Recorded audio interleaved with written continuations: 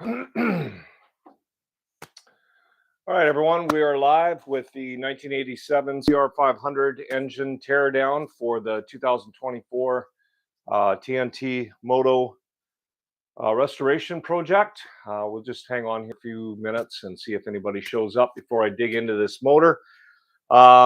Before we get started, I did another live video of the bike teardown, and I explained a little bit about this bike and why I won't be using power tools in a lot of cases to remove some of the bolts, because what I find is that it rounds the corners, and I want to try and preserve as many of the parts on this bike as possible. Originally, I was going to try and go full restoration to original, and then when I was having a look at the frame, I noticed that it had plates welded into the bottom, either to protect it before it got damaged or to possibly fill in a bunch of dents on the bottom of the frame. Now, to replace that frame is going to be very difficult and very costly, and I'm trying to keep the build cost to this down as low as possible. Not going to go crazy on spending a bunch of parts. It's going to be more about restoring what it is that I have. So the bike may take a turn and not go for a full original OEM restoration. I'll keep it as much as possible, but I was talking to the original owner of the bike, and he said that he wanted to try and keep it as much as possible to the original.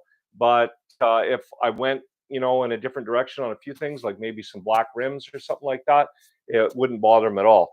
So we're going to start off by just removing the plug, have a look at the plug, and we'll work our way all the way down the motor and see what we can find. There's already a big surprise and a costly, expensive surprise on this side if I can't get an inexpensive part, and we'll see that here in a few minutes. So we'll take the plug out first. First off, plug number on here is not what should be used in this motor as far as I know. I don't know a lot about plug numbers, but I've never seen a, what is the number on this one?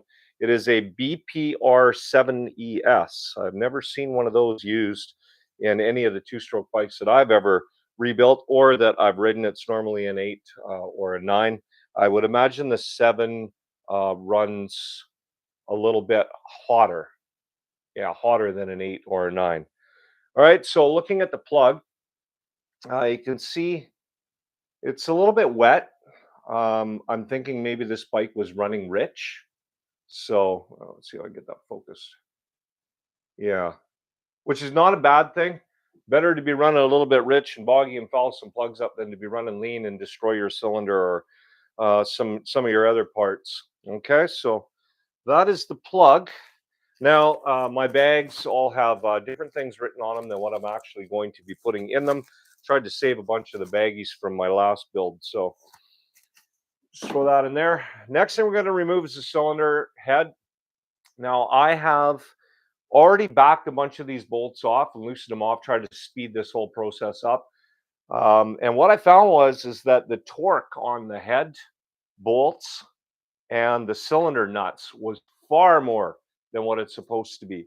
The head nuts, I think, are somewhere between 17 and 21, and the cylinder nuts are somewhere between 28 and 35. I am using a 1/2-inch drive and a probably, I'm not sure how heavy this is, 3-pound dead blow hammer. I could not break free these nuts just using my 1/2-inch drive and my own arms. I had to actually use the hammer. So I've got one more up here that I left on that I haven't backed off. Let me see. I think it's this one. Yeah, it's that one right there. I'm going to show you how hard I got to hit this thing to break it free. This is not something like, was that the one? I think that it was the one. Yeah, you can see it took like 3 good swift hits with that 3-pound dead blow hammer to break that free. They are torqued way more than what they are supposed to be. All right, so now that I've broken these free, I am going to be replacing these nuts that I have on here because it took so much force to break them free. I can tell that I've rounded the corners somewhat. So cylinder head and cylinder nuts I will be replacing. So we'll use a power tool to buzz these off.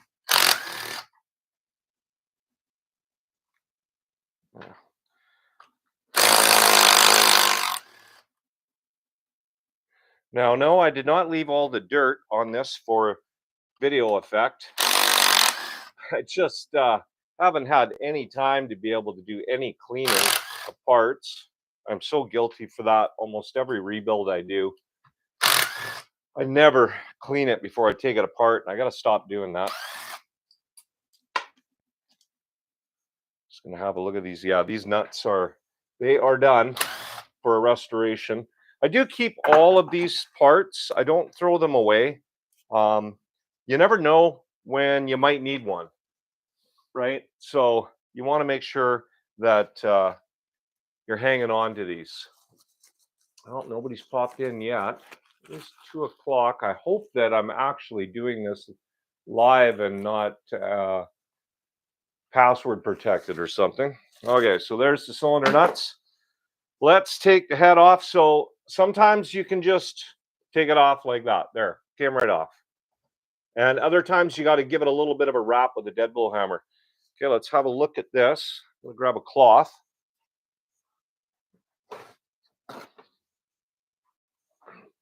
So let's have a look at the head. That looks pretty good. I mean, there definitely has been something going around in here. It's got a couple of tiny little nicks. And the problem with those little nicks, can you see them? See those little spots right there? That'll generate heat. And we don't want hot spots in our cylinder head. So I'll be sending this off to somebody or taking it to my local machinist, and he'll have to take this out a bit and then take a little bit off the top to get rid of that. Or I might send it off to Millar and have them do it for me, but I definitely don't want those little pieces creating hot spots inside my cylinder head. But all in all, it looks good. I think at the same time when I send it off, I'll probably get a decompression button put in it. Not because I can't start these 500s without it. I think I've developed a pretty good technique to starting them, but whoever I sell the bike to, I don't want them to have any issue being able to get it started, and a decomp button helps out a lot. Okay, so that's the cylinder head, or yeah, cylinder head. So let's buzz off the intake and have a look at the reeds here.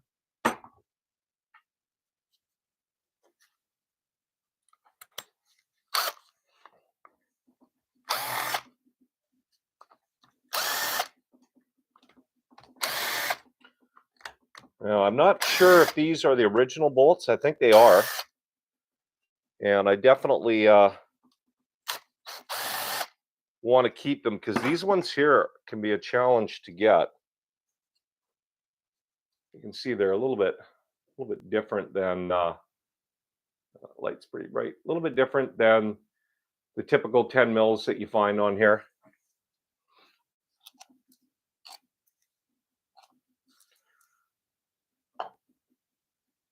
All right, let's have a look at those reeds. Wow, they're in amazing shape. There are no nicks or anything on it. They might be brand new. I think they are. Like, I don't even see any burning of fuel. There might be on the inside. Let's take it apart here. See if we can see on the inside. No, I don't think so. I do not think so. Those are brand spanking new reeds, and they have definitely not had any use. Hey, how's it going, my restoration? Nice to see you here. For all you guys that are subscribed to me, subscribe to my restoration. He's doing the 1987 CR500 at the same time right now. He's going to be done his way before I'm done mine. I probably won't get really started on this until after Christmas, but we'll get the teardown to figure out where we're at and what we're going to need to order and everything. I do have the frame already dropped off at my powder coater, so I should get that back. I told him there's no rush. you can get it back to me after Christmas. But that's when the build will really start to take shape and we'll start to put everything back together. But that's a nice sign. I love to see that. Brand new parts saves me a bunch of money. My restoration knows what parts cost. I've been watching his build and living over on the other side of the world, having to order parts from the United States is very costly. I run into the same issue with ordering parts from England, shipping costs and exchange rates and all of that, and import taxes, and it all adds up fast. Okay, got that.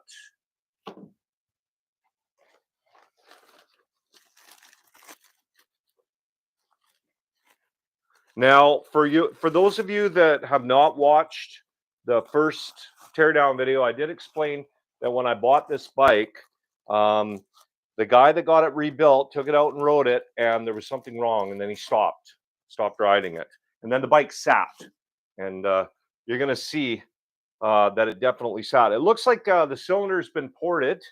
I don't know if I want to take the camera off and bring it over here, but I will show you once we get the cylinder off. I want to bring that piston down a bit here. Sitting right up at the top.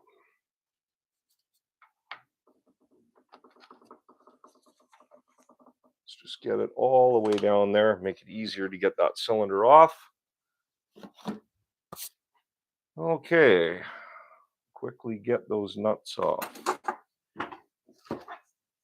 Now, I left this nut right here. Again, I haven't knocked this one off. Watch how hard it is for me to get this off. This way too much torque on these nuts. Well, I'm giving that some serious hit. There's no way that they should be torqued up that much. It was more than likely that they were torqued without a torque wrench. I don't have a torque wrench to be able to torque these nuts on the cylinder either, but I do have a feel for it after doing it for years. So, and those were definitely way too tight. Okay, we have somebody else that's dropped by. RC Savager, hello from Greece. Hello, RC. Thanks for coming out and watching. So if you haven't gone back to the beginning of the video as I'm taking these nuts off, quickly go over spark plug, wrong plug, looked like they were running a hotter plug in the bike, possibly because it wasn't running right. Cylinders and heads in pretty good shape, but it's got some hot spots on it, which is a concern. I'm going to have to send it off to Millar Industries or possibly my local guy here if he can do it. And I'm going to have to get that cylinder head fixed up. Looking at the cylinder itself in here right now, it doesn't look too bad, but it doesn't look like it was rebuilt. So we'll get that off and have a look. I do not see cross hatching in there at all. And if it was recently rebuilt, you would definitely see the cross hatching.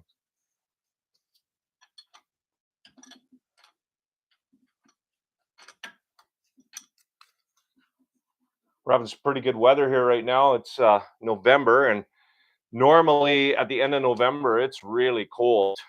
But right now outside, I think it's probably about 7 degrees Celsius, which is pretty warm for this time of year. We're usually into the negatives. Makes it a little cozier here in my shop because I do not have heat in here. All I've got is my insulated garage door holding all my heat in here. Okay, so this here can also be a challenge to get off sometimes. The cylinder becomes bonded to the cases. But a good dead blow hammer is very helpful to get these off. I think I'll remove the exhaust flange very quickly first.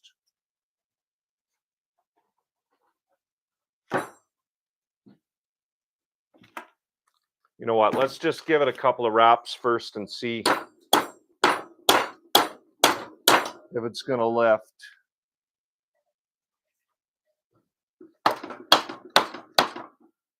And it is not lifting. Oh, it's lifting on this side, but not on this side. Oh, there we go. Oh, it looks like we got a copper gasket on the bottom. Haven't seen one of those for a while.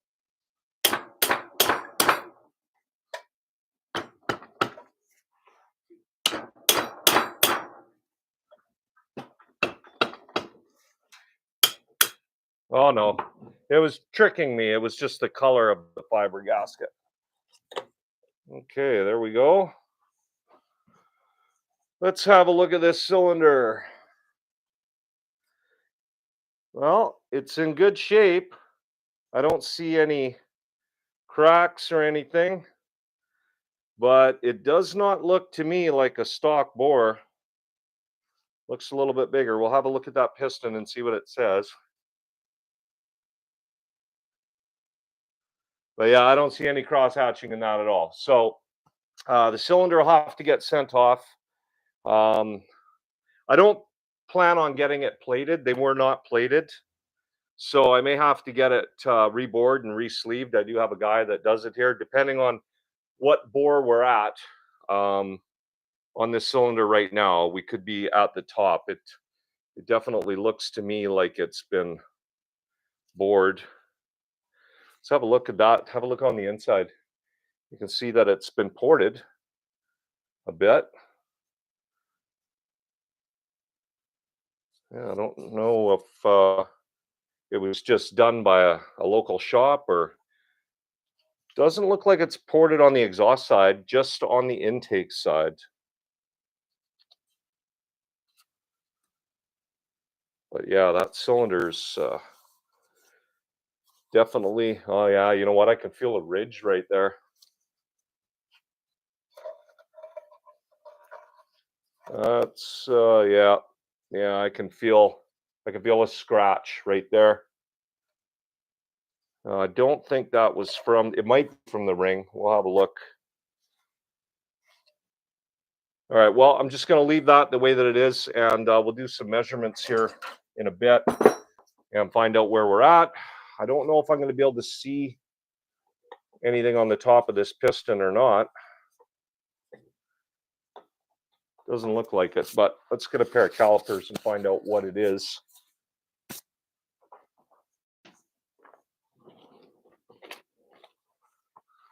I don't have long enough jaws on this to get all the way around, but I can probably get a rough idea of what it is.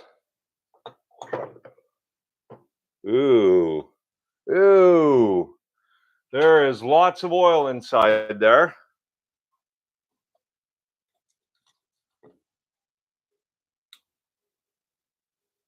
Huh. Well, it looks to me like, I mean, I don't think my jaws are long enough to get all the way to half. So I think we are about 4 sizes over bore.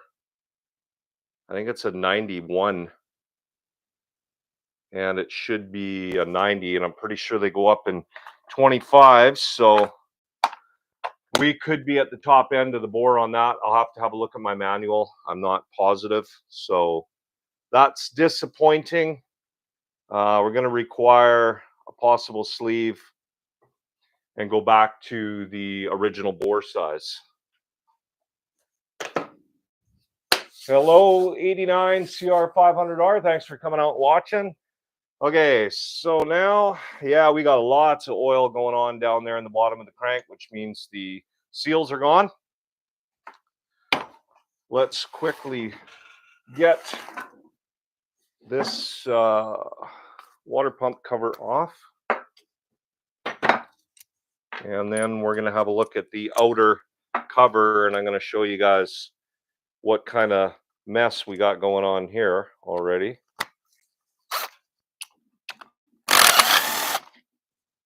So I've already backed these off. That's why I'm using a power tool, trying to save the heads on these bolts. So I loosened everything off prior. This is another one that can be a challenge to get off. There's a little spot right down here on the bottom, right there. If you guys can see it, you can put a screwdriver in there and you can just turn the screwdriver and you can get it off. And you can just kind of work your way around. Just be careful. Don't put too much pressure on it. You don't want to damage it. Sometimes the dowel gets stuck. Ooh, yucky, yucky, yucky. Have a look at that. So right away, water pump cover shot. It's completely corroded. We'll get it off and you get to have a really good look at it. The thing that worries me about that is that now the radiators are full of that crap. And I may or may not be able to restore them and retain them, which is sad because they're in pretty good shape. They're not all bent up. And I was really fingers crossed for the water pump cover. No, water pump cover's done. It's shot. Now, um, you can still get the water pump covers, and China is also making water pump covers. I have purchased one for another bike before, and the quality is actually fantastic. There's the only issue that I had was back here. The hole diameter was not quite the right size, but I was able to machine it so that it fit perfectly, and there was no issues with it on the bike, no issues with it being not flat or anything like that. So I don't normally recommend buying Chinese parts, but I can say that that particular part for the CR500, if you can find the right one, there's a guy down in Florida that sells them. I always forget his name. I even have him on Facebook. I think he's selling those Chinese covers with that bore repaired, and the quality is good. The to get an OEM one, oh man, you're paying big bucks.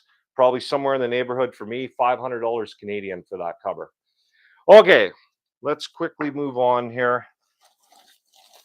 Get this cover off. I mean, at this point, there's probably not much that's going to be wrong inside, aside from maybe having some transmission gears that are shredded, like the 89 that I did. That was not good. 2 gears cost me 750 bucks. Okay, we want to quickly loosen off the water pump. I don't know if I'm going to be able to hold that. I should be able to hold that. There we go. Yeah, she's pretty yucky in there.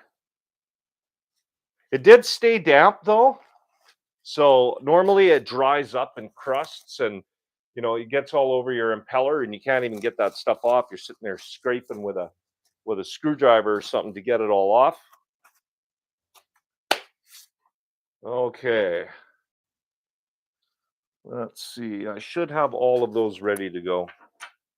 That is so gross. Oh my gosh. That is so bad. Okay, let's buzz this clutch cover off. And then we'll use an air impact gun to back off the clutch nut because people usually go way overboard on that one too. Okay. Clutch looks good from the outside. It's had a couple of bolts replaced. I don't like that. I don't recommend, unless you're in a situation where you can't get something and you really want to ride, changing out these bolts here.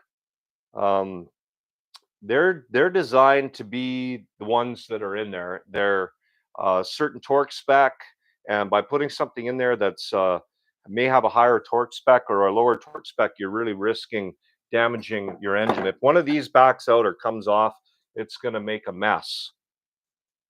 Okay, where is 10 mil now? So I'm going to be replacing all of these. I've already got, what have I got? 1, 2, I've only got 4 of the original ones. So, well, I can honestly say that they're torqued right. I can feel it.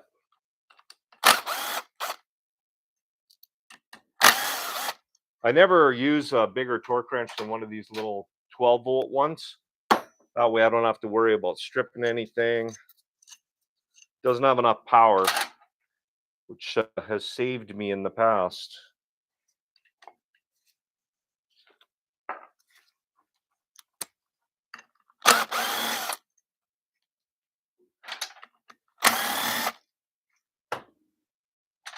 Looks like all the springs are original, or at least they're all the same. So somebody might have upgraded the springs. The clutch wasn't hooked up on this bike, so I didn't have a chance to be able to feel how strong it was.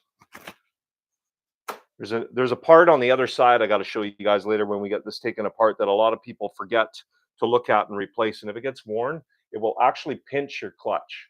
And you'll think that you've got a failure over here where it's actually the arm over on the other side that is pinching the rod that pushes this.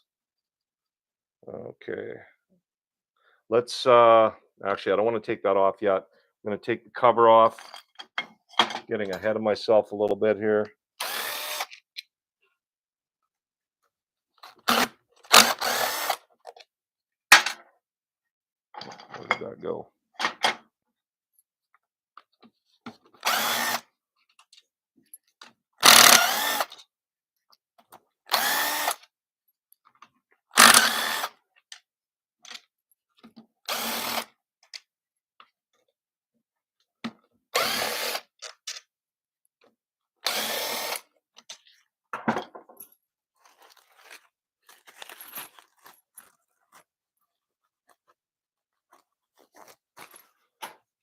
Okay. Steel bolts, hardware kills.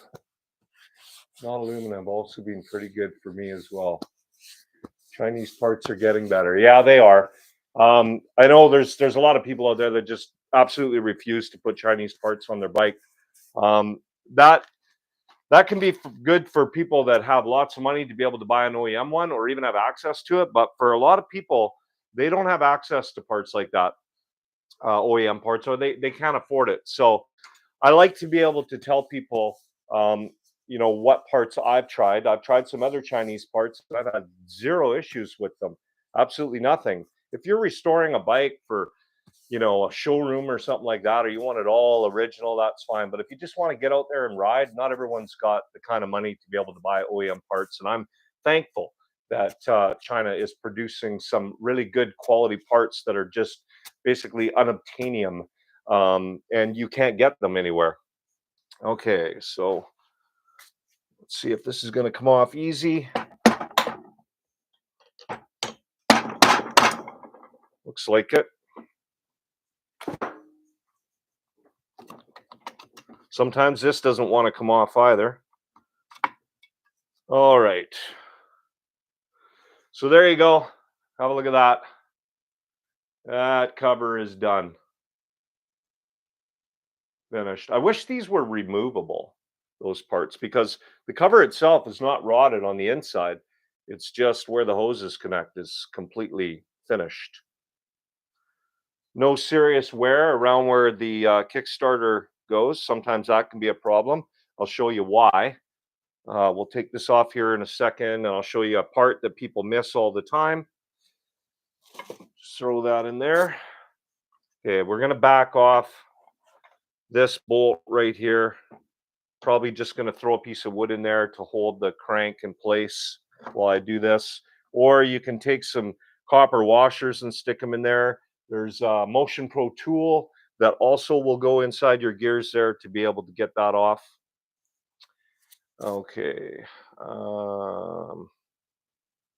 Yeah, let's get that off of there. Gotta find the right size. Where am I at here? That it?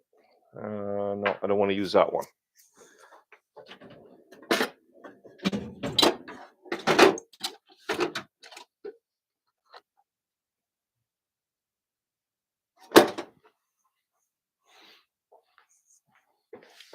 Now, sometimes you can get lucky here, and you don't even have to put anything in that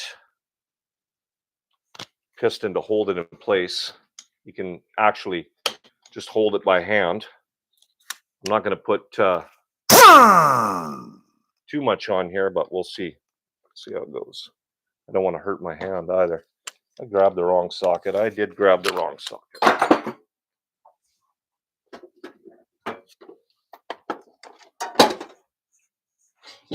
Now, I tried to have all my tools up here that I would need. Sure enough, I would forget. Okay. Yeah, no problem. Didn't even have to jam a piece of wood in there. Was able to get that backed off. So now we can take the clutch apart and get that clutch nut off.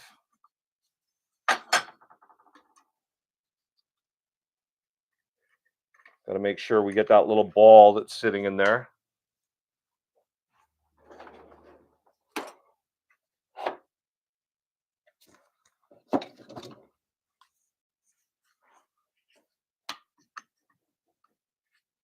Huh, that's weird. Non-metallic? Huh. Okay.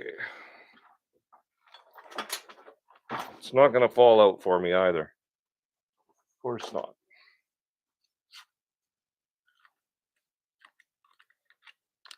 What's going on there? That does not want to come out of there. Huh. That's not good. What the heck? Should be a ball.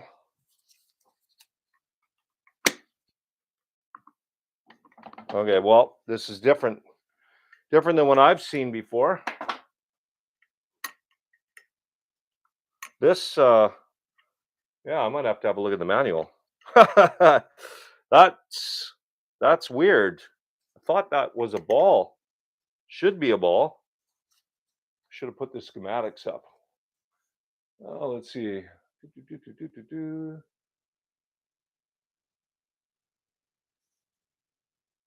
A penny. Yeah, penny works good too. Okay. Um, it's kind of strange. Like this is normally a rod. It's got a divot in it. It's got a little ball bearing. Little ball bearing goes inside there, and that allows us to spin. This almost looks like a shaft with a bearing that's been put on the end of it. Well, not a bearing. It's actually been laid that way. I'm not sure what's going on there. Normally, you can pull this rod right out. It's not coming off right now. That's fine. We'll just leave it. Let's. Oh, what do we got going on here? What do we have going on here? Well, that's not good. Whoever rebuilt this motor last, unless they had somewhat taken this apart and were planning on removing it, they didn't bend over the lock washer. That's bad. Another part where if that comes off, it's going to do some serious damage in there. So let me get a big socket for that.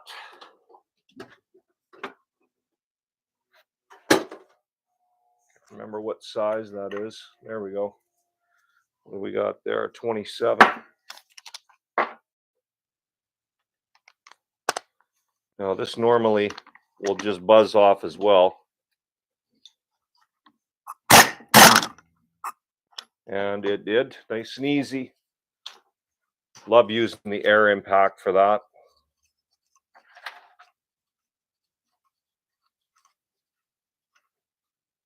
Okay, so there's that that washer. Well, this was done wrong too. This washer here actually goes in the back. Right? Hang on now, maybe I'm confused. Yeah, what the heck is going on here?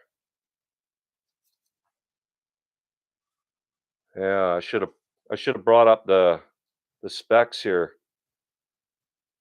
This does not look like the right washer at all. Oh no, that's right. Yeah, it's just this one's in the wrong spot. I believe that one, yeah, that goes on first. Then your lock washer, then your nut, and then you bend the tabs back. So they had that washer in the wrong place, and that's why they were not able to bend the tabs back over the nut. Okay, let's have a look at the clutch discs.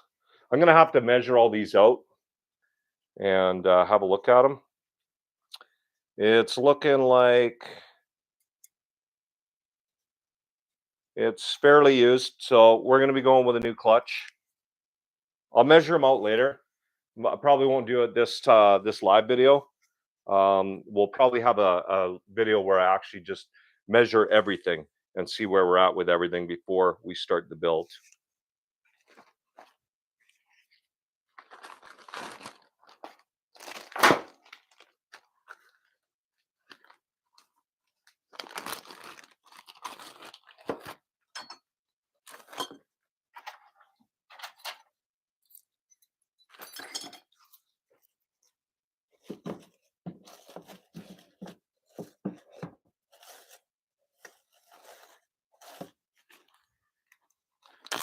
The clutch basket itself, like a lot of guys, they'll watch videos and they'll be, oh, that clutch basket's worn completely out. All of this is measurable. And I'm telling you right now that when you go out and you buy your first dirt bike, if it's got a clutch basket made out of this material, you go out and ride it for an hour and you're going to see what looks like grooves in your clutch basket, and it's not. It's, I guess technically it is, but it's so minute that it doesn't affect the way that the clutch works. So a lot of times I'll be rebuilding these bikes and I'll put this back in, and guys are like, "Oh, the clutch basket's completely worn out. Look at all those grooves." Well, there's, you can run your fingernail along it and you cannot feel anything. You can mic it, you can test, you can measure it, and there's nothing wrong with them. All right, so make sure you check those out. Okay, so you got to watch for this washer. On the older ones, this is a two-piece, so it was stuck to the back of this. I'm going to show you something else where these stick to, and guys lose them, and they don't realize it because they don't have a book, or they don't look at a spec diagram, and then they put it all back together, and you're missing a thrust washer, and it is catastrophic to a motor. Okay, get that off. That looks good. Bearing looks good. So I'm going to show you. Let's see if I can show you. Can you see that? Can you see what looks to be grooves right there? I'm running my finger along there. I feel nothing. Absolutely nothing. There's no grooving. A little bit on that side, not on this side. There's nothing wrong with this clutch basket, and it'll be going back in the bike. It's got lots of life left. And the same thing goes with the inner. You can visibly see what looks to be indentation, but then when you run your finger along it, there's nothing there. And like I said, I've repeated myself a number of times. We'll measure all that stuff out at a later time.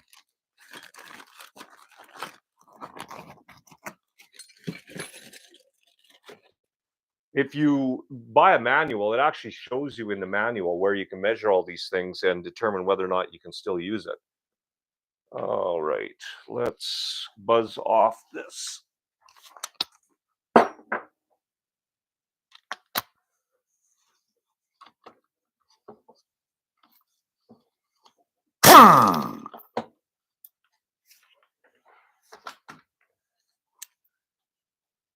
It's a good idea if you don't have a manual to maybe take some pictures. Everyone's got a cell phone now. Take some pictures when you're taking things apart, because this one right here, it doesn't show very well in the diagrams as to which way it goes in. But if you have a look at it like that, it's got this ridge here. That ridge faces out towards your sprocket, and you can put this in backwards. It goes in. But you want to make sure that you get that the right way. Wow, these seals, although they look fine, they're completely shot. The inside is completely full of engine oil. So that looks good so far. This one over here, this, I always get scared when I take this next part off that I'm going to have to buy a case half, because like I say, guys take the outer cover off. They forget to put that thrust washer back. I'm going to show you where it is right now. And if you don't, it creates slop, and it allows your Kickstarter shaft to come out, and it wears the case right out.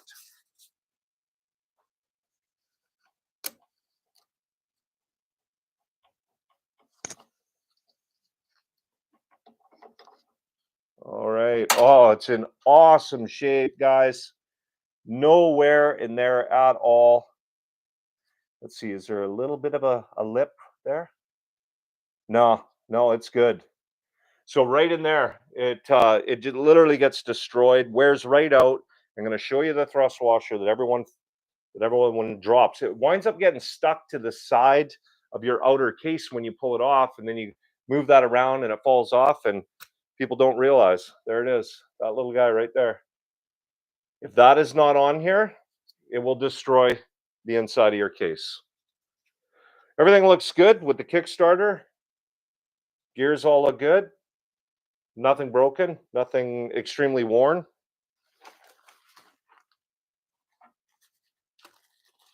So that is positive. Everything seems to be pretty positive on this side of the engine.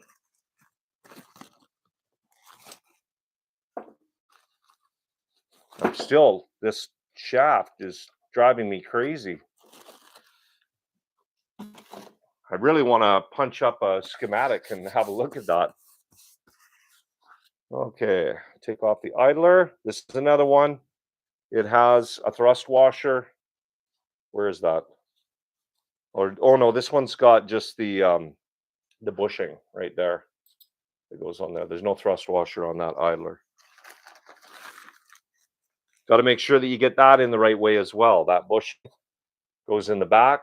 Also, have a look at your sprocket orientation, because you could put it on wrong, and then when you put your clutch basket on, it's not going to be right. So make sure that this area that has this opening, it goes towards the back.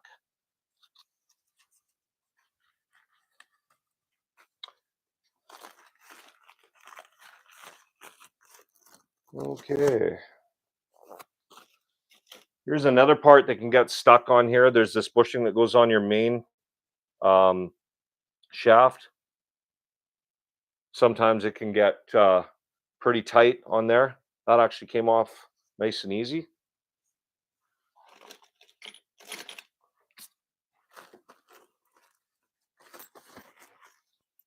Now, here's another one.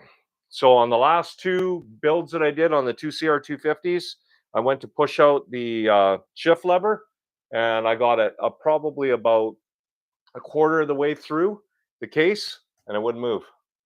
The shaft was actually bent a full 1/8 of an inch. So another one where it's like, oh, is it going to come out? Let's see. Nice. Okay, here as well. Don't lose this. Thrust washer.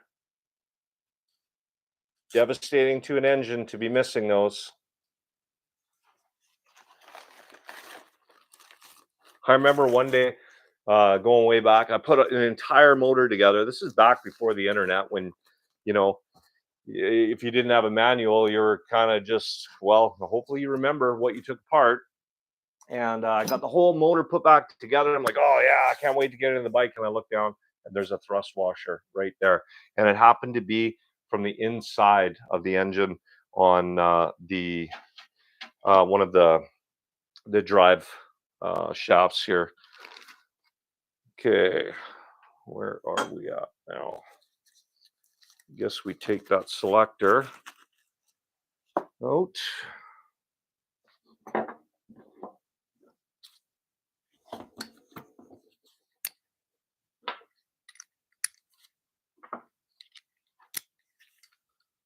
Now, I wouldn't imagine, like, the crank looks, I believe that's the stock crank. I don't think this engine's been taken apart, but we'll find out.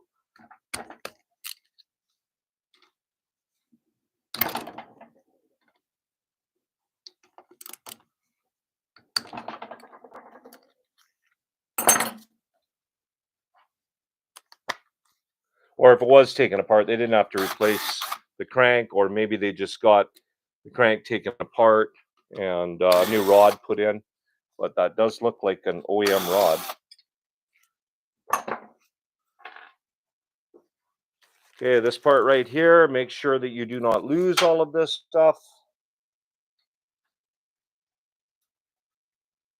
We're going to pull this out, and those pawls are going to fall out. And there we go. So the two pawls fell out right there. Those are your shifting pawls. And then you have these two little caps right there, and you got springs in behind them. You don't want to lose those. Another part that is very difficult to get. I've actually dropped a spring in here doing the two 250s, and my carpet doesn't lend well to trying to find parts like that off the floor, but I managed to find it. Okay, now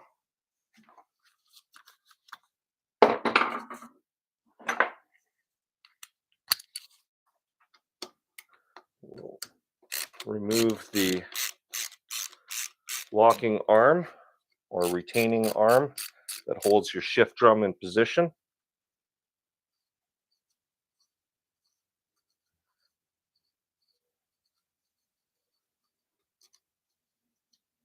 But before we do that, we're just going to impact out this selector. I don't know if I have. That barely fits on there.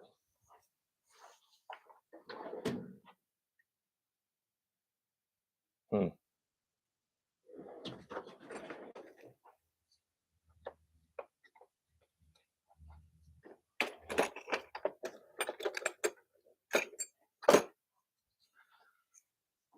Okay.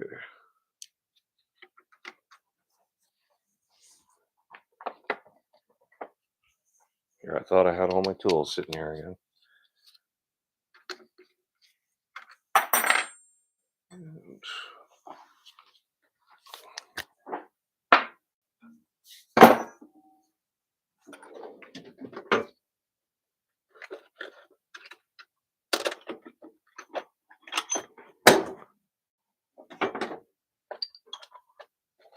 huh. Oh, what did I do with that socket?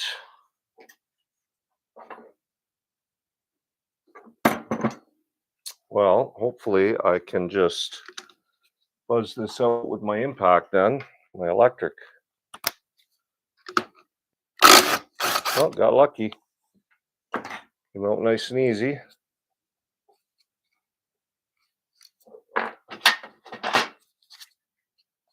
Another little washer we don't want to lose. That goes in behind this little arm here.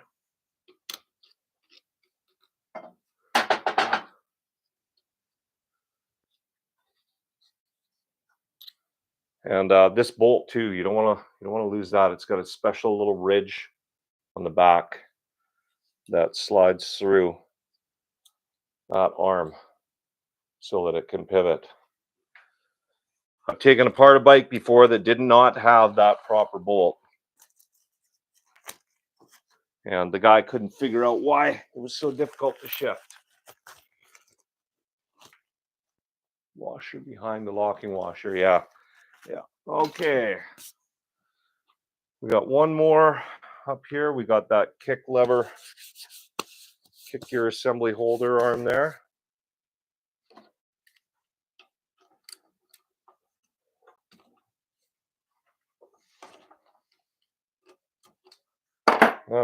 This one was not on well enough. That was definitely not enough torque. That wasn't 7 pounds. The other thing is when you put these back together, you want to use blue Loctite. If this piece falls off inside your motor, another catastrophic failure. It's steel. This will disintegrate inside your motor. Your gears will literally eat that up and just come out with your oil, but metal will not. It'll take the teeth right off.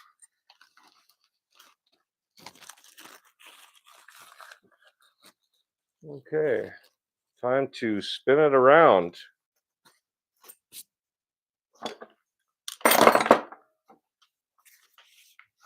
Starting to get so much clutter on my bench. I do this all the time. Starts off fairly tidy, and next thing you know, I've got tools all over the place and I can't figure out where my sockets are.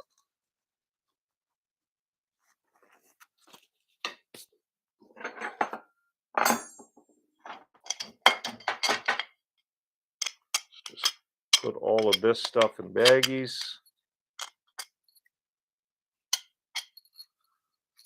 This cover is in really good shape. Lots of times these are all gouged, and this is completely restorable. It's got a couple of small indents on there, but that's nothing. Really good restorable part.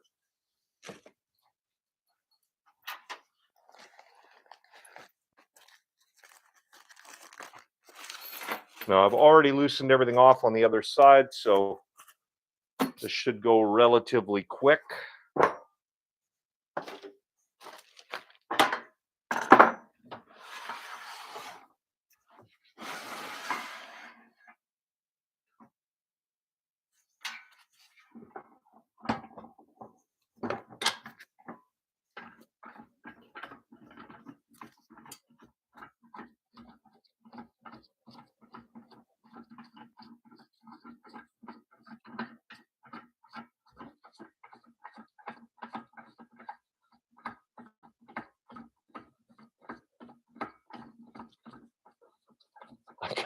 I got to make a new one of these. It's bent. It came bent when I bought it, and or the nut's not welded in straight.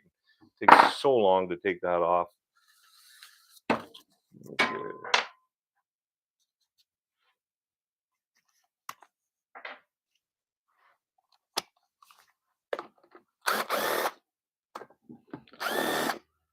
Stator cover's in not too bad a shape. It's got a little bit of gouging down at the bottom here, but nothing that I can't fix up. I won't need to replace this. I'm really happy about that because most of the times you just can't get these. You wind up having to, oh, no rubber seal. Oh, no, it's in. Is the rubber seal in there? Oh, the rubber seal's not in there. And you wind up having to get an aftermarket one, which is fine, but not if you're trying to keep everything as original as possible. I'm not sure if these are the right bolts for here or not. Normally they're screws, but they might be. Have a look at that later. So this is that arm that I'm going to show you in a bit here. Wow, that doesn't look right either. What is going on there? Huh.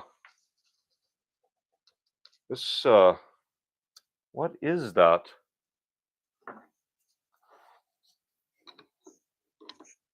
Is that, huh. That's strange. That nut does not look correct. And it's almost like it's got something folded over it. I believe it does have something folded over it.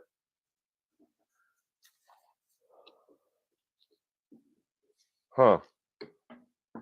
What the heck is going on there? I don't even know if I'm going to be able to get a socket over that. This this could put an end to the video here fairly quick if I can't figure out how to get that off. Okay, so Just Cruising. Hey, thanks for coming out and watching Just Cruising from Australia.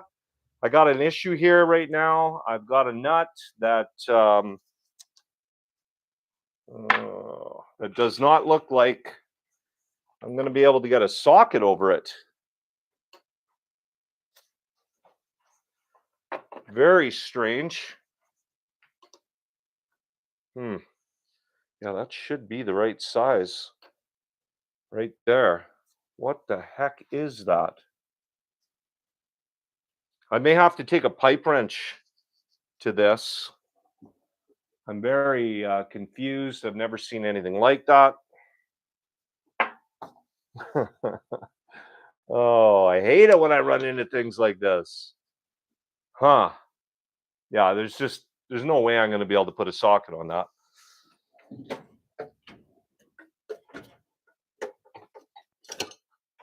So pipe wrench it is, and hopefully it does not have too much torque on this. I don't even know how they got it on there. That is the strangest thing. Gosh, I hope I can get a pipe wrench on this.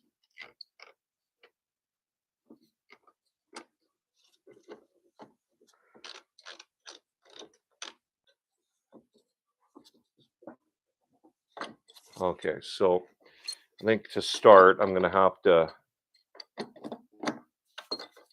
man. What the heck is that?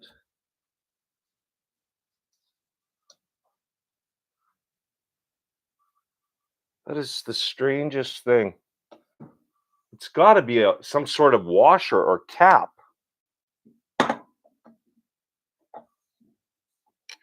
But it does not seem to want to come off.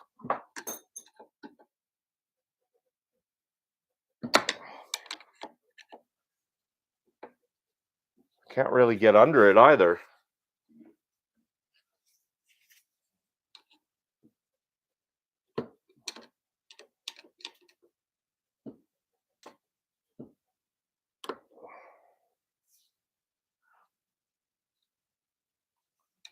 That is the bizarrest thing.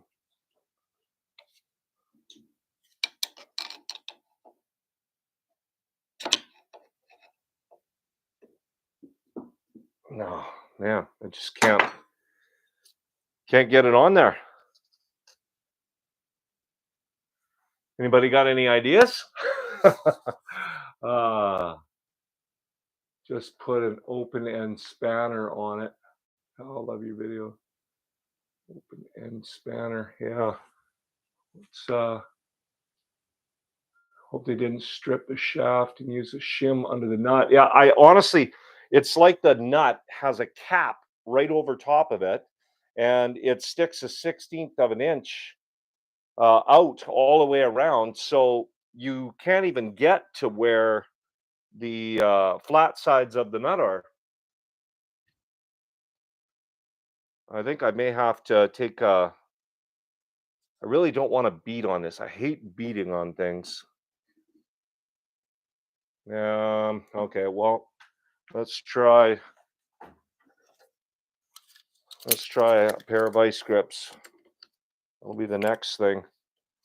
I gotta be able. It barely sticks out. I can just barely grab it, and I got to be able to clear these rivets for the stator, for the rotor. And I'm hoping that it's not torqued on there very much.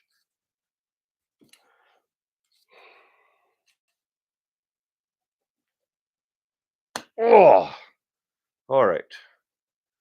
Let's get our block of wood.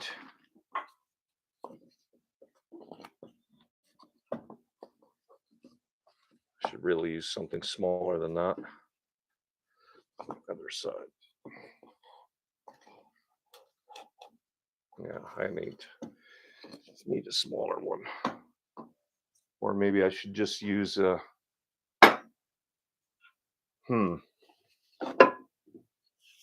where are they? Let's see if I can get these in there.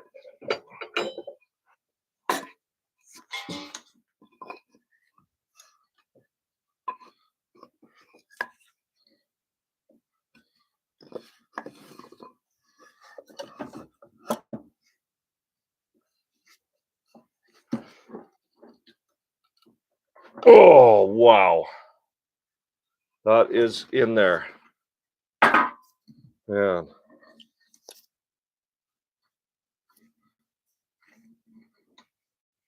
Gosh, that feels horrible too. Feels horrible. Let's take this and level it off a bit here.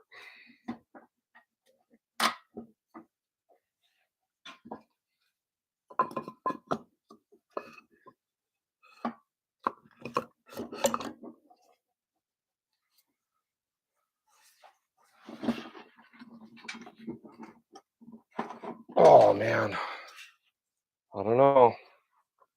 I need 2 blocks of wood here to do this so that I'm not pulling down, hitting the side. Where's my other block of wood? Okay, well, I got no choice. I got to beat on this thing a little bit and see what happens. I think it's just going to slip, honestly. Come right off, yeah.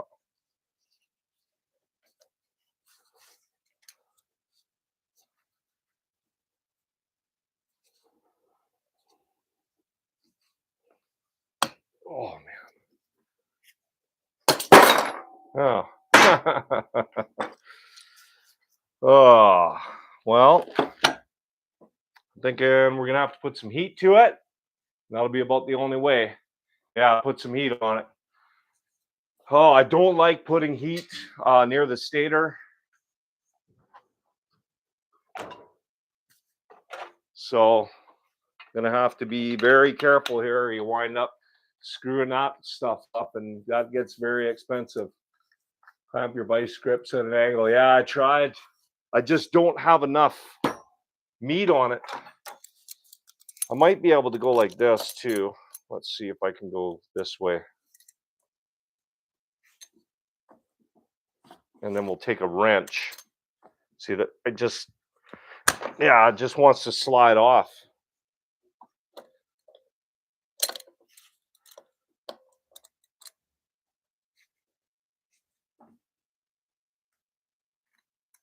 Oh, no. Just wants to slide off.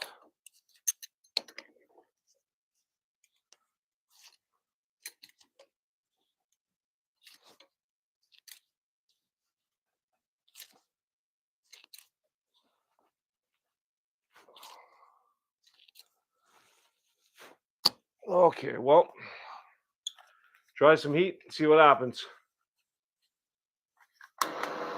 Yeah, well, sometimes it can handle it, but there's a lot of plastic and rubber in here, and that's what you wind up losing, right?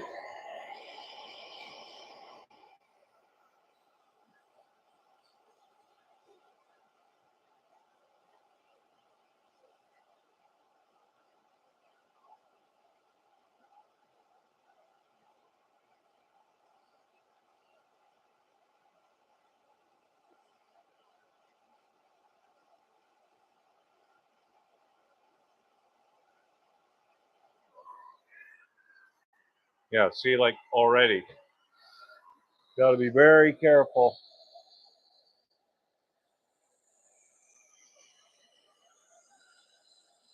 There's just so little room to be able to work.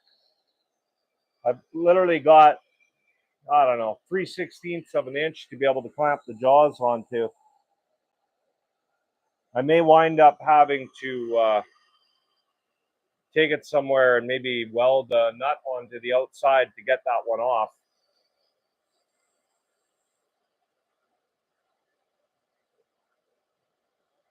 Never seen anything like this.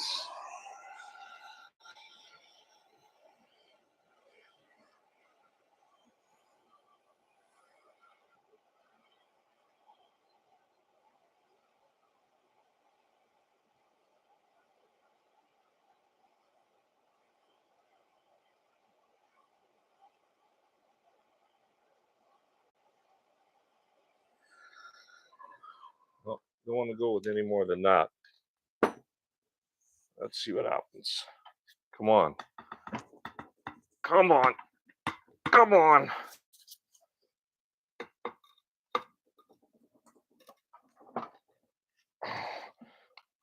Nope. No way. Jaws are just tearing the metal up. Try it again.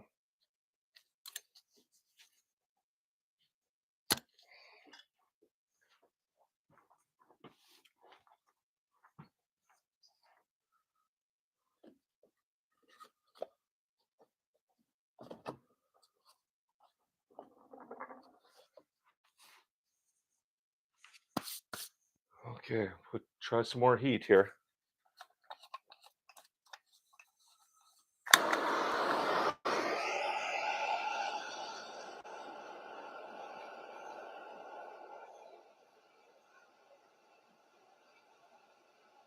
If it wasn't for the rivets sticking out on the rotor, I'd be able to get a lot better, a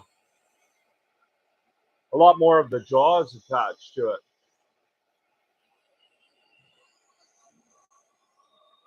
But I mean, I'm looking at my vice grips and they're folding over.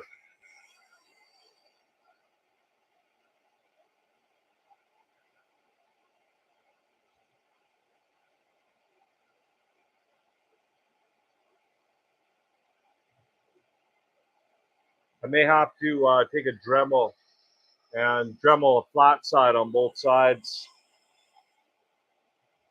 or try and grind that whatever that cap is off of there so that I can actually get a socket in there. But I don't even have room to get a socket in there. I don't know what this is from, but it's definitely not from this bike.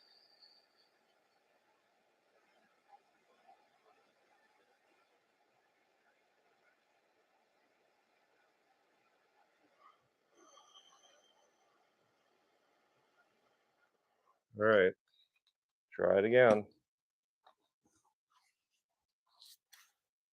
Ouch.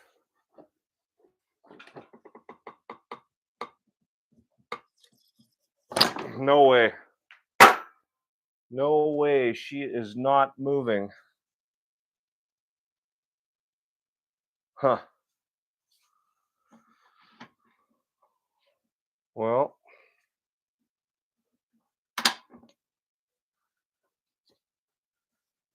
Yeah, like, even if I could get the cap off, I can't get a socket inside there. There's no room between the nut and the inside of the rotor. It's literally a 16th of an inch.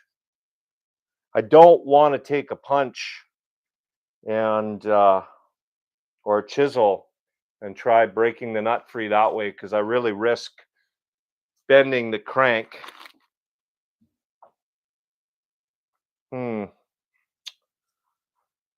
The other thing I could do is I could sacrifice the rotor and get myself another rotor, and I can just buzz all these rivets off, pull this outer plate off, and then I've got a lot of meat to be able to get at that nut. Weld the nut onto it, because you're just going to cause more problems. You're absolutely right. That's the way I feel about it too. I should just take the whole motor into work and have them weld a nut. I don't have a welder. I really want to get one. I've been wanting one for quite some time. Probably going to be on my Christmas list from my kids. Yeah. Dang. This is not the way that I wanted this video to go. And I expected it. I expected it. 87 engine, it's probably been through some rebuilds. Oh man. Like, it almost looks circular. I don't know, it's not a nut. Hmm. Well, what do you guys think? Do we end it here and I take the motor and get the nut welded to it? Oh, sorry. And then we come back and have a second half? Or do I grind off all of the rivets, sacrifice the rotor, and then that way I can get my pipe wrench on there and take it off? What do you think? Because I don't think I can get my pipe wrench on here the way that it is. There's not enough meat there to be able to do it. Well, you know what? Maybe I have got it. Let's see what happens. Just barely got it. I got to get the right angle here.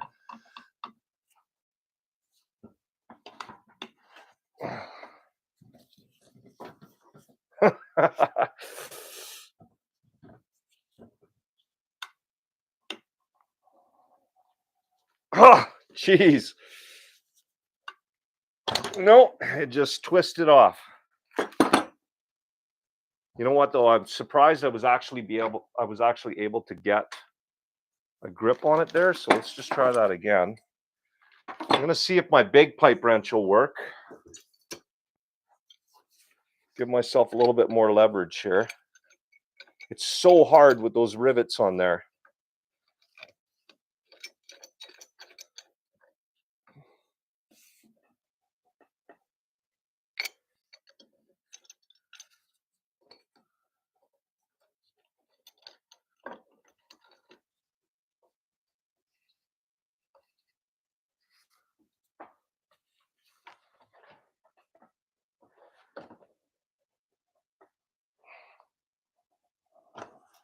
Oh man, not working. Oh, that one's not going to work. Jaws are just too big.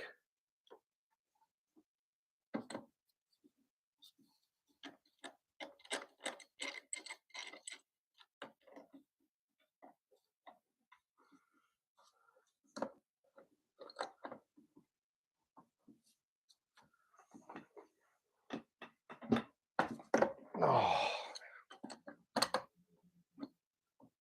Well, sorry about this, guys. Not the way I had planned for it. Yeah. Oh.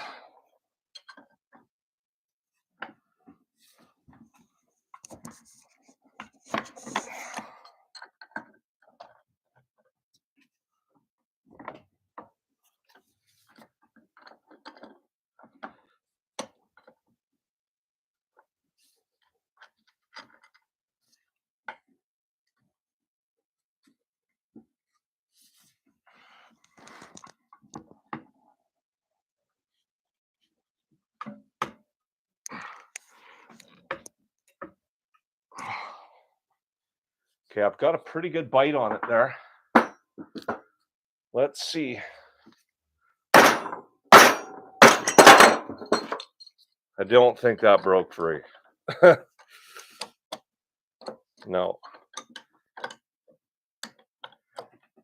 I don't like to give up.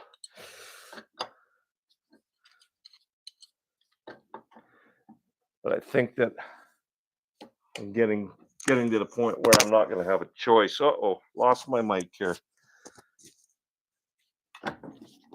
No, I'm chewing more and more of it off to the point where I don't have anywhere for the jaws of the pipe wrench to be able to get at it. Break the grinder out and grind off the rivets, pal. Yeah, I tell you, I'm there. I'm okay with that. I could just grind those rivets off, pop that plate off, and then I can easily get a handle on that, right? Yeah, what the frig? Unbelievable. Okay, well, I need more than one person to tell me that I should sacrifice that rotor. What do we got? All else fails, cheaper to have a welder nut on the router than destroy the flywheel. It's like opening a can of worms on a remodel. Never give up. Midwest, never give up. Okay, you know what? If you guys want to sit here and watch me for a couple more hours, I'm going to keep going. I'm going to keep doing whatever I can here. I'm going to see if I can find a piece of pipe.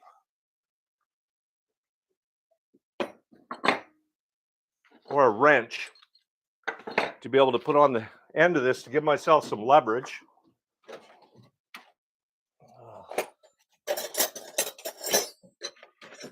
Let's see, is that going to fit on there? Yeah, that'll fit on there. Give myself some more leverage here. Let's see if I can get this on there. Come on.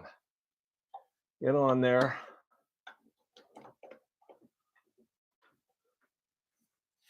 There it is, right there.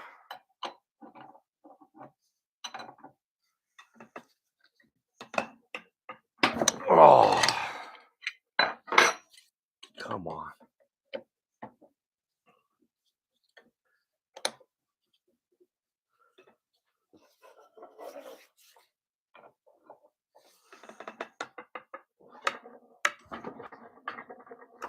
Oh, I got it. All right.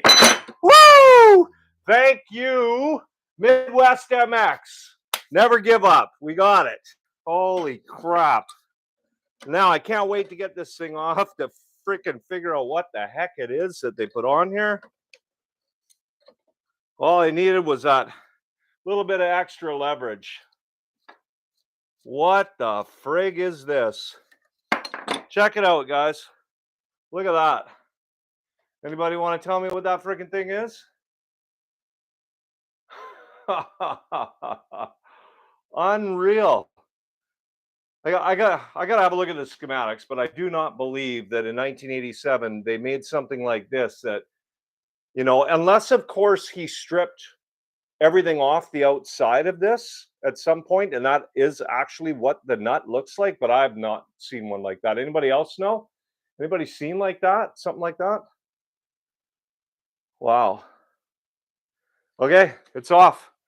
Okay, so let's get the rotor off now. So we're going to use a special tusk tool to do that. This will be a reverse thread. It actually has a number on here somewhere. I can't remember, but I think they're all pretty much standard. I do have a set of multiple sizes, but I think Honda and Yamaha and Suzuki and Kawi all use the same size. So,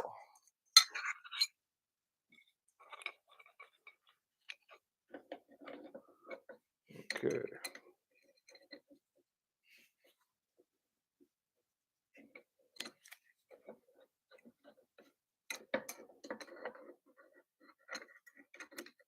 This usually goes quite easy. There's usually, oh, spoke too soon. Usually a bit of a pop, and she comes off. Oh, wow. Might need some more leverage again. Oh, can't get my wrench on that one. Let's use this guy here.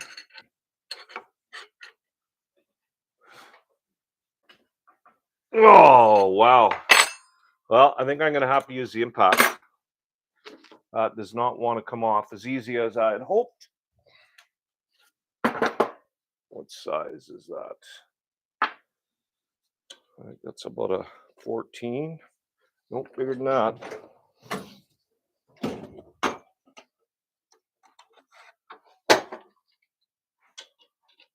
Huh.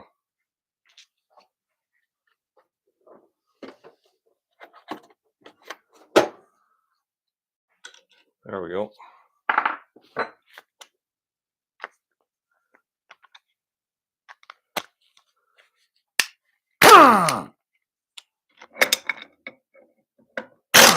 Well, nice and easy when you use that.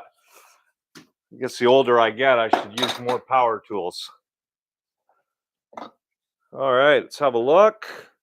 Ooh. Oh, not good. Not good. I mean, it's hard to tell. I got to do some cleanup, but it has been making some contact in there. Um, it just doesn't look good. So I may want to be replacing that one anyway. Okay, another part you want to make sure you don't lose is the Woodruff key that is sitting here. Sometimes it'll be stuck in the crank and it just will stay there for the whole time and you won't have to worry about it. Other times it can fall out right away. So we will get the stator out now. Let's turn this a bit here for you guys so that you can actually see it again.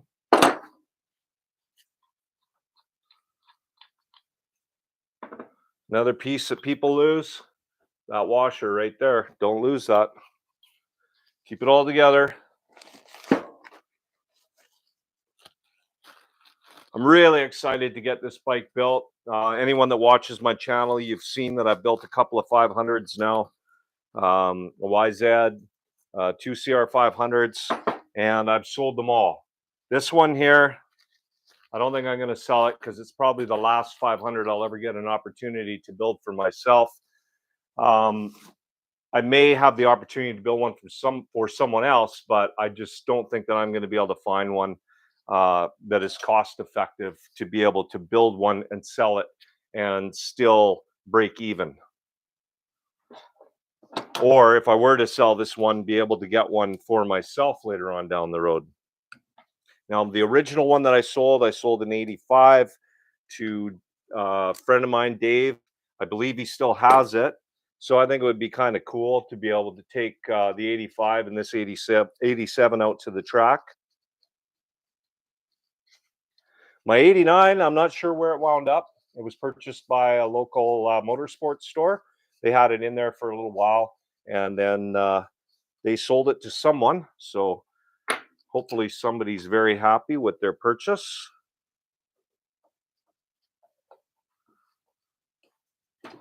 Well, this has been siliconed up at some point.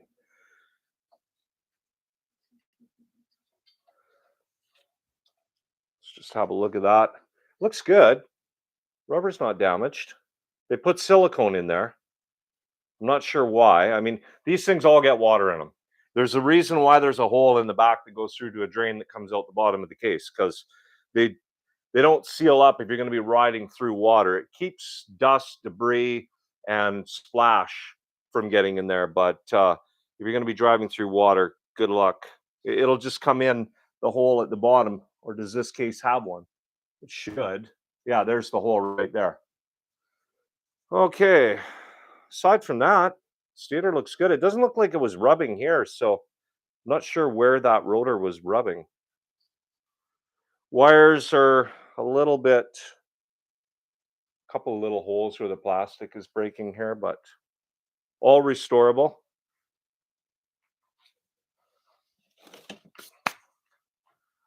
Okay, the arm. This is the one I wanted to show you guys. 1985 CR500 that I rebuilt. I didn't know about this part because I've never had one fail. Never had one wear right out. I don't know why it wore right out, but it definitely did. And I'll show you what happens. So if I can get this rod out, will this rod pull out now? I still can't get that rod out of the other side. That is really bizarre. We'll find out when we take the case off. So anyway, the push rod that goes through the center of the case, this is the actuator arm for your clutch that pushes the rod into the ball bearing, into the hat that pushes your pressure plate off of your clutch. Maybe the stator got trashed and replaced, and that's why that funky weird nut is on there. Damaged the rotor, but not, yeah, you're right. Very well could be. I'm gonna have to look at that rotor too, make sure it's the right one. Went through a problem like that on the 83 490. I wound up getting the wrong rotor, and the bike didn't run properly, and turned out it ran backwards, which was not good. Anyway, have a look at that. Can you see that? Maybe I should put it in front of the camera, not the light. Might be hard to see. There's wear and an indentation there. Gosh, I wish this camera worked better. I actually ordered a 4K camera and hooked it up, and it was worse than this one. So right in here, there's an indentation, and that gets worn really bad, to the point where when you're actuating your clutch like this, it will pinch the rod. It won't push it anymore, and then that's it. Your clutch won't work.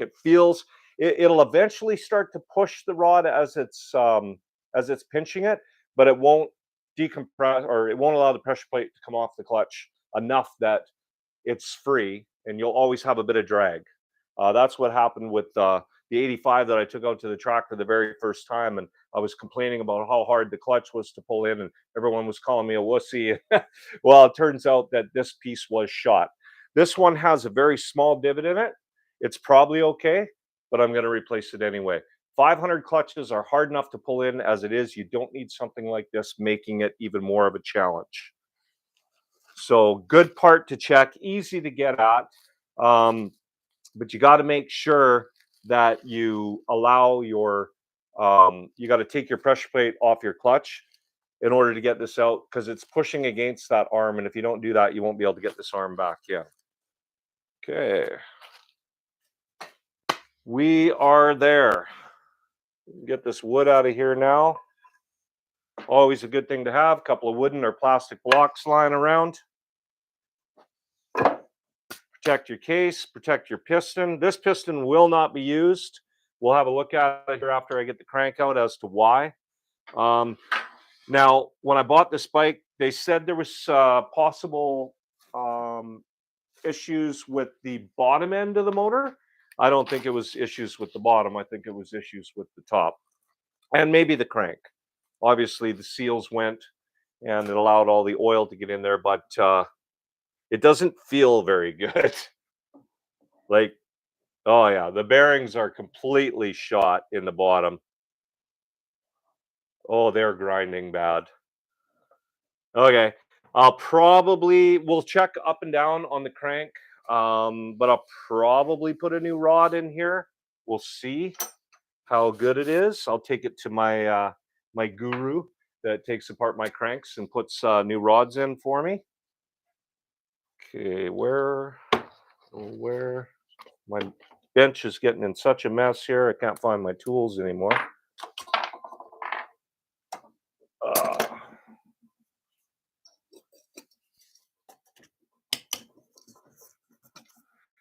Here's another thing that people lose quite often.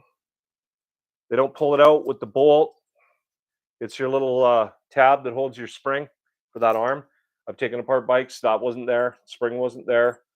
Your clutch has a lot of pressure on it, right? So it will push the arm back, but it's a good idea to have this in there so that when that little arm starts to get the divot and wears, you don't get a lot of slop in your arm.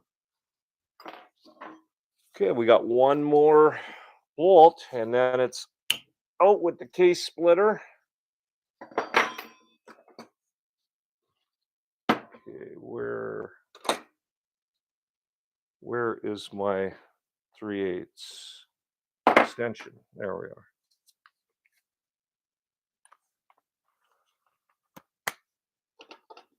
and 8.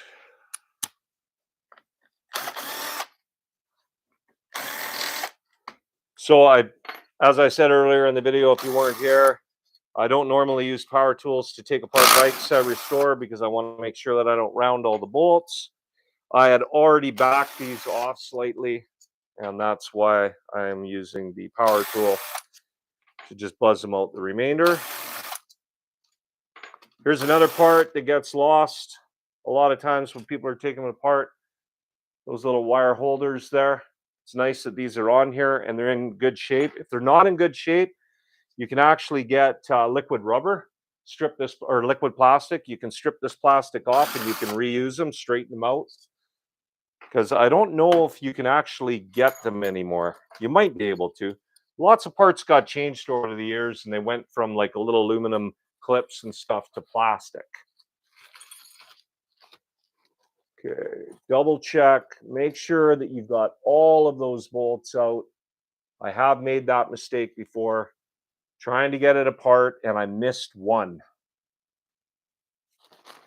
Sometimes these come apart easy, sometimes they don't. Sometimes they come apart with a big pop, big bang, like a gun just went off.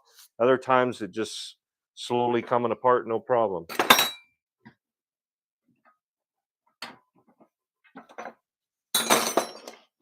Now, back in the olden days, you would use a screwdriver that you had made very fine down to a point, or you would use a putty knife or something to be able to separate it, taking a dead blow hammer and beating on the sides and everything. Well, now we've got handy dandy tools like this, case splitters, which make life a lot easier. And where's my silly nut? Because I do have to have that back on there. My Woodruff key is stuck in my crank very well. I got to get that out, or I'm going to destroy that seal.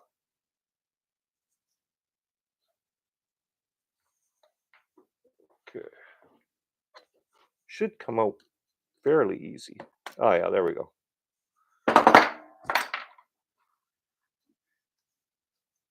Now, if you're not going to put this right back in your crank, make sure you put it in something big enough that you're not going to lose it. You don't want to be getting back into your rebuild and find out you got to call up Partzilla or Babbitt's or whoever you deal with and wait to get that in. All right.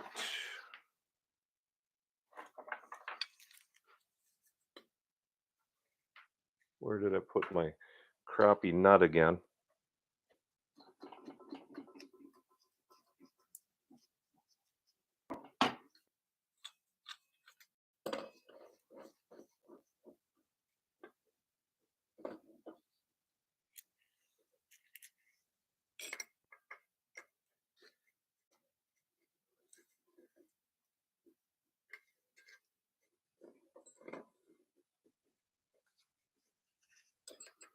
The only thing I don't like about this tool, and I don't like to say negative things about tools because I appreciate actually having something that can help out, is the quality of the bolts themselves, and the threading is less than I would expect. I feel like these are, like maybe a dozen time use, and then after that, you need to get new ones. If you put any strain on them whatsoever, they don't work very well. Oh, what's going on there? The threads get a little bit stripped, which they shouldn't, considering your case is a softer metal than the threads on those bolts, or it's supposed to be anyway. Make sure you get it threaded in there far enough that you don't risk damaging your case. You don't have to get crazy. You don't have to thread it in there a full inch or anything.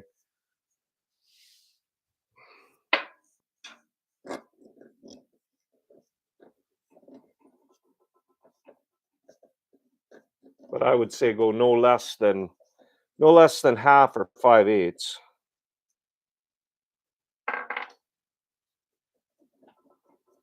The other thing I found is these bolts tend to bend as well. Oh, that's about as far down as that's going. Make sure it's nice and level. You don't want to be pulling harder in one spot than you are in another.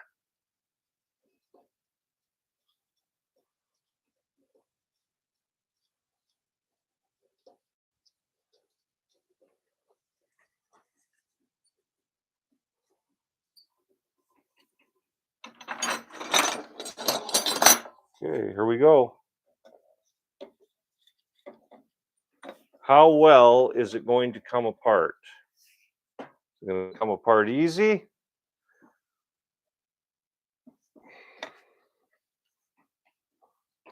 Oh, she's coming apart real easy all the way around. Lots of times back here, this bushing that goes through that protects the case for your bolt for your swing arm, it rusts, and this just does not come apart.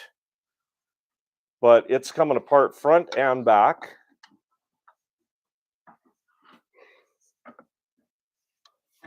Let's see, you want to make sure it's equal. So at the back now, it's not coming apart. Whoops, wrong hammer. You want to be whacking it with that one. So want to give it some taps at the back.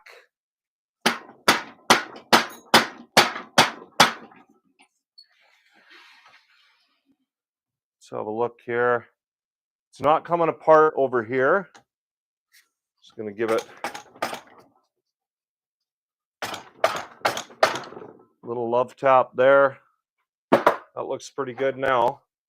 Still a little bit more at the front.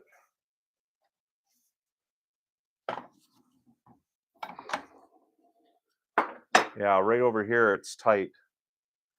We want to make sure that we can get that coming up even. There we go.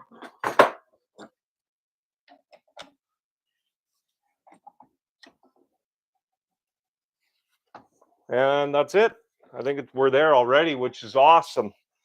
One motor I had, oh my gosh, the amount of pressure that I had to put on it.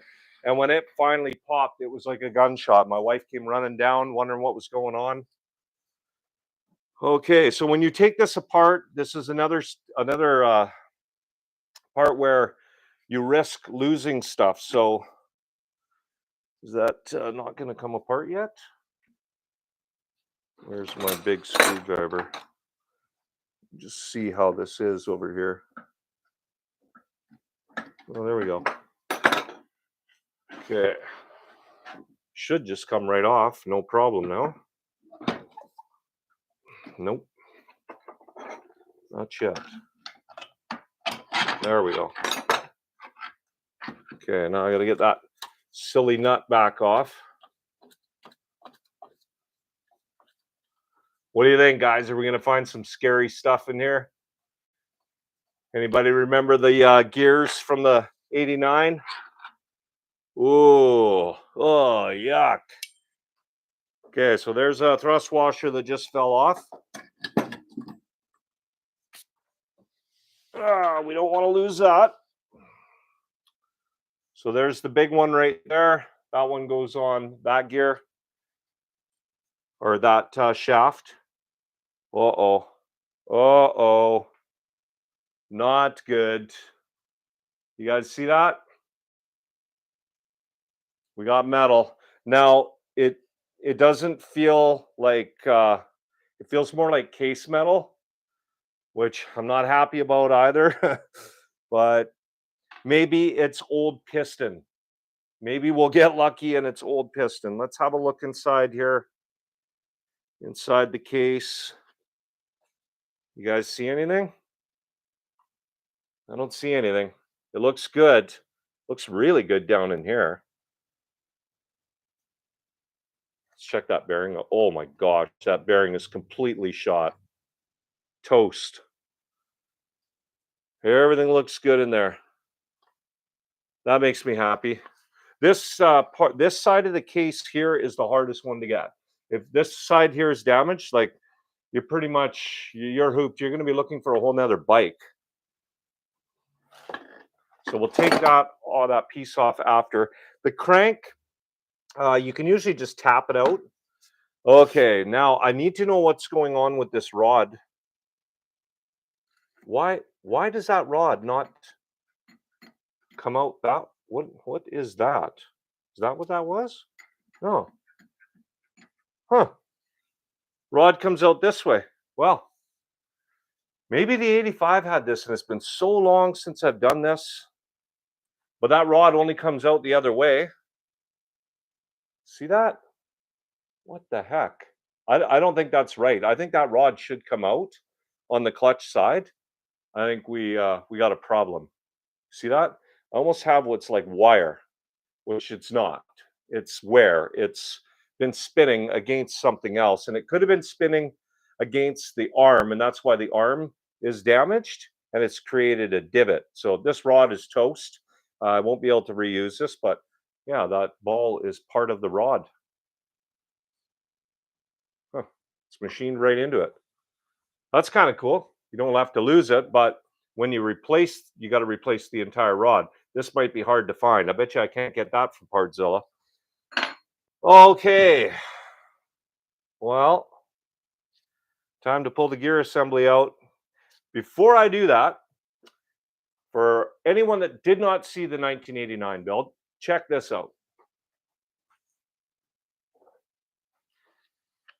You might want to go back and look at the engine disassembly for the 89. Can you see that? That is what I found when I took the 1989 CR500 apart. And would you believe that I was riding it? It still ran. It still shifted fine. There was no clunking. There was nothing in there. And it is missing about 3.5, 4.5 gear teeth, completely gone. That was a $750 bill to get those replaced used. Thankfully, I can't remember who it is, but there's people out there actually making full gear sets now. It's costly, but you know, if you run into something like that, at least you can save up the money to be able to replace them.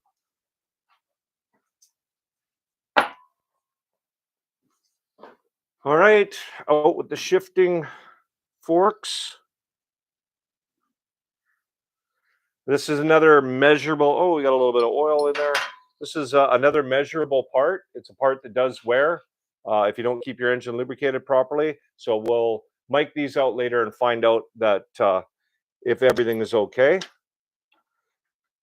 It's a good idea to mark where these came from, or it can be a challenge putting them back in.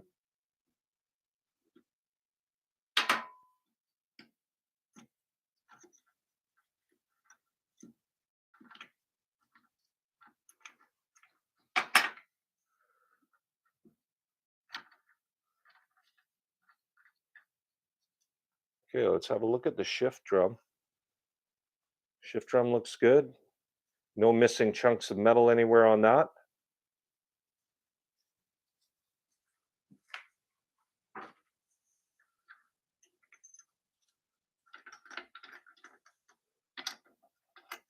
All right, both shifting forks. We're not missing a piece. Sometimes this piece will be broken off, and that's where you find some of that metal. I'm not seeing anything. Not seeing anything. So here we go. I hate taking these gears out. I know that's kind of silly, but I like to keep them all together, and they never seem to want to. Now, I think I gotta get it way down here. There goes my rust washer. Yamaha, I must say, and there's probably other manufacturers, have done a very good thing in that when they oh, come on, you're not going to come out of there. There we go.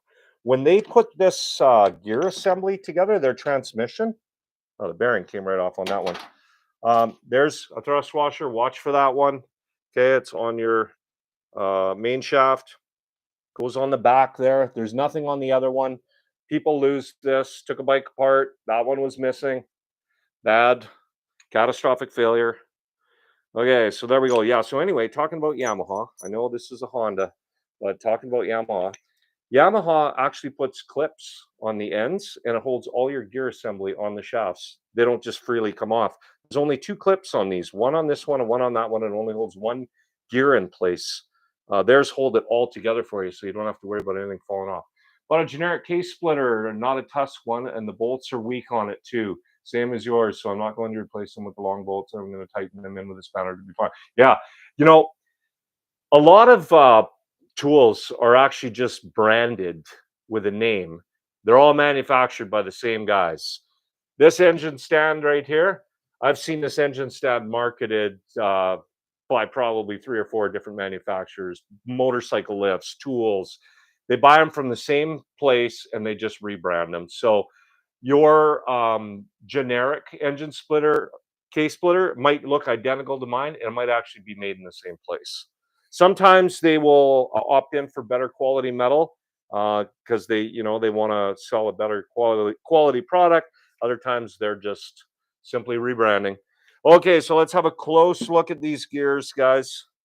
I'm worried about that chunk of metal that I found in there. Okay, that looks good. That looks good. We're good. And we're good. We are good on the main shaft. Check the counter shaft.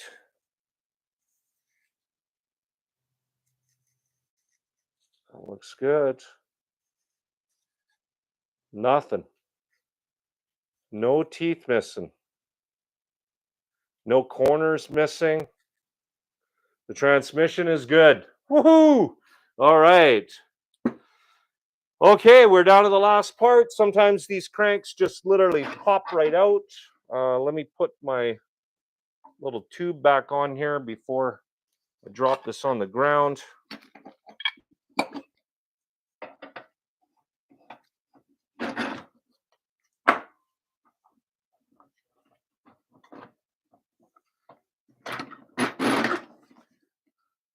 Motorsport engine stand I bought once after seeing yours on YZ490. Yeah, it's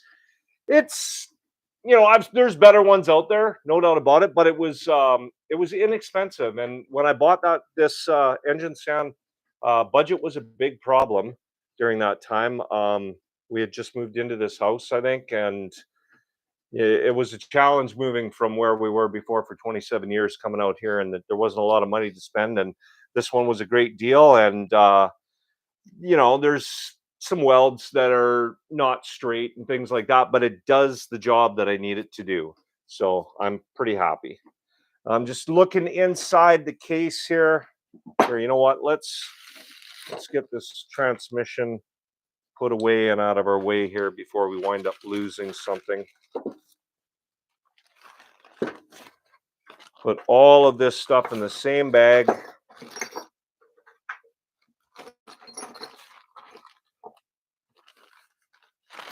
Now I'll be replacing all the bearings in here. That's something I don't compromise when I'm doing a rebuild. I won't put the same bearings back in. I replace them. So maybe we should just take this shift drum bearing retainer stuff off of here first before we take that crank out and have a look at it.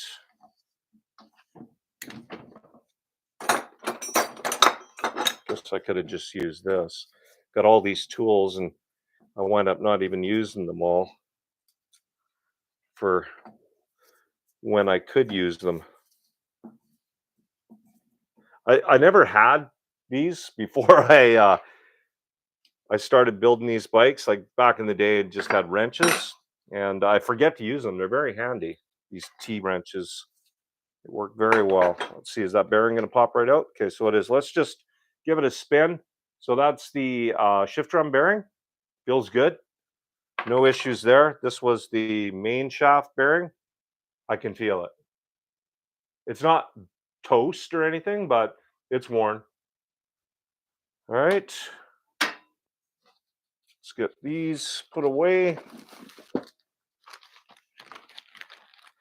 T-wrenches are amazing. Yeah, I really need to just buy the whole set. And uh, probably in the next year after this build, I got to get my shop set up a little bit different where my tools are up and hanging. I have so many tools that I just don't use because I used to work on cars a lot. And I think I need to just kind of get rid of all that stuff and look at a bike, determine exactly the sizes that are on everything, and just have tools specific for that. I'll keep a few tools for cars, but I just don't work on them anymore. So, okay, here we go. Is this going to just come right out, guys, or is it going to be a pain? You know what? I need to turn it this way first. Get it, see if it'll get moving.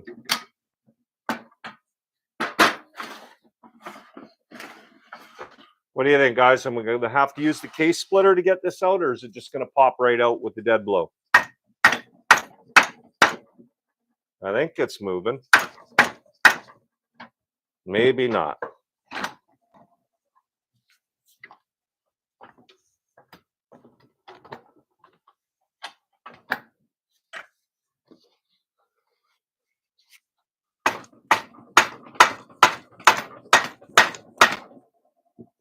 No, it's moving. It's coming out.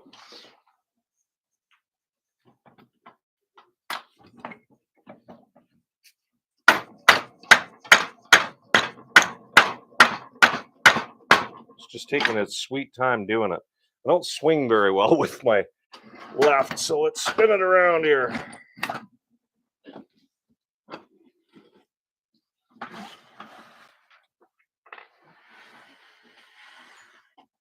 All right.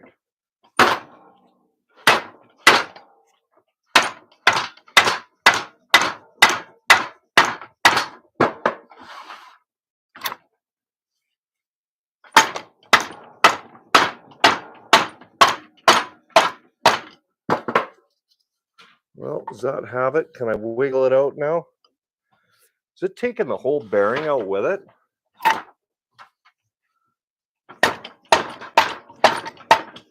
I think that's what's happening. I think the bearing's coming out with it.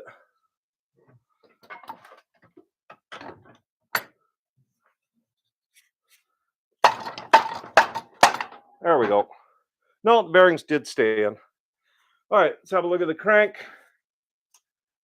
One hit. Oh yeah, no, this I've had ones where they literally just fall out, and that scared the crap out of me. I'm like, oh great. You know, it would have the bearing attached to it, still, oh, case is worn, it spun inside, and luckily it didn't. It didn't spin inside at all. And then I've had other ones like this where it takes a beating. Then some of them you can just slide it out. Other ones, one rap with a hammer and out it comes. Absolutely replace every single bearing in the case, pal, as when you are going to have the cases open once again. It's a false economy. Yeah, no. When it comes to taking a motor apart, you replace all the bearings. I replace every bearing, including the arm bearings for the clutch. Lots of guys just leave those because they really don't do a lot. But if I'm inside a motor, it's getting them all done. The only bearings I may not change is this one right here. It depends. I take it to my guy, he checks it out, and he tells me if it makes sense or not. Because a lot of times you may have something better quality in your crank than what you can get. So this one here, I'm probably going to get the crank split. I can't tell if I've got up and down. Do I have up and down? I know I got side to side. Gosh, sometimes it's so hard to tell. No, I think